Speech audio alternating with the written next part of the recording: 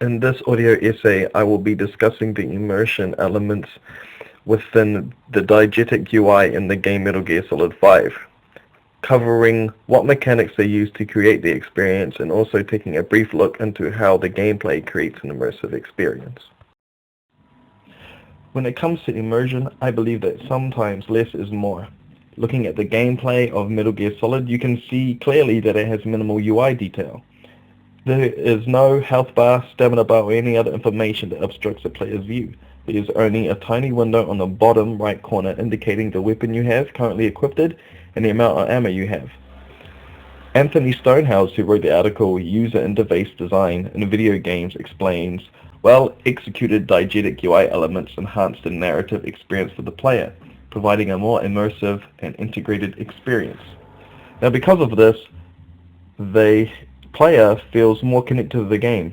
There isn't an excess amount of unwanted detail in the UI, meaning it doesn't hinder the elements of immersion during gameplay. Players don't feel disconnected as to what they are experiencing.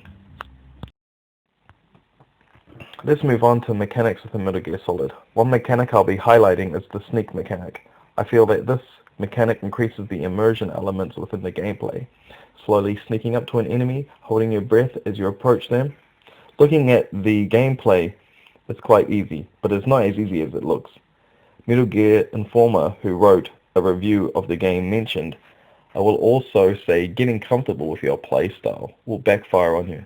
The game's AI adjusts to you and isn't a gimmick. Now, because of this, you become more and more aware of the game itself and less aware of your surroundings. This is a high degree of immersion, known as deep immersion. Now, the authors of the book, Effective UI, The Art of Building Great User Experience in Software, says, deep immersion occurs when the player becomes less and less aware of his surroundings, and his perception of the space separating him and the screen starts to fade. His experience of the game becomes one of being the character rather than just a guy in a chair manipulating the controller.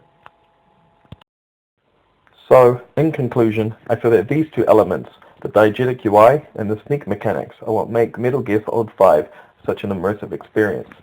Not so much the storyline or the action. Players can play the game and feel immersed without having any knowledge of the previous installments. I myself have not played Metal Gear Solid 5, but through watching gameplay and reading multiple articles and reviews, it is definitely a game I could see myself playing in the near future.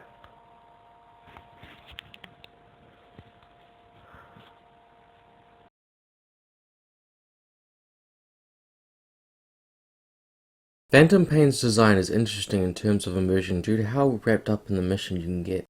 There are generally two ways to play. 1. Play sneakily and don't get found at all.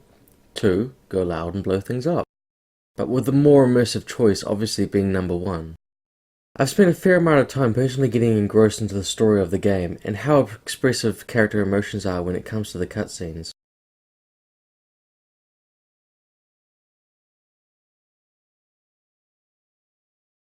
Now in Phantom Pain you're given a base which you need to develop and find men for. So along missions you can extract other soldiers to come and work for you. I believe this provides a new element to the Metal Gear games, and although it was featured in Peace Walker, I feel like Phantom Pain gave it a more in-depth experience, example being that you can visit soldiers at Mother Base to boost morale.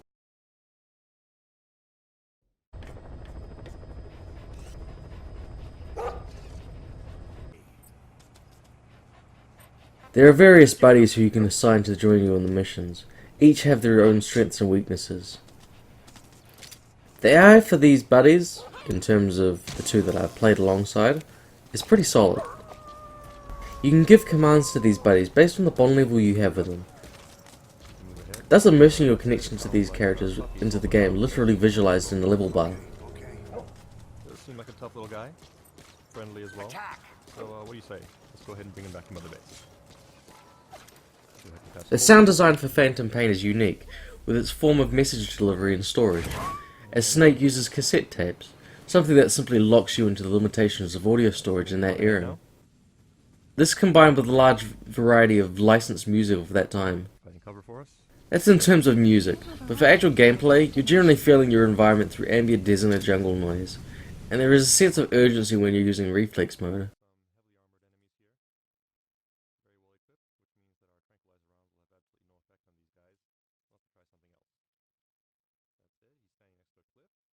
Overall, I feel like the game itself can take a fair chunk of time to complete, just simply due to how immersed you can get in your decision to try and extract as many people as you can while still obtaining your S-rank status.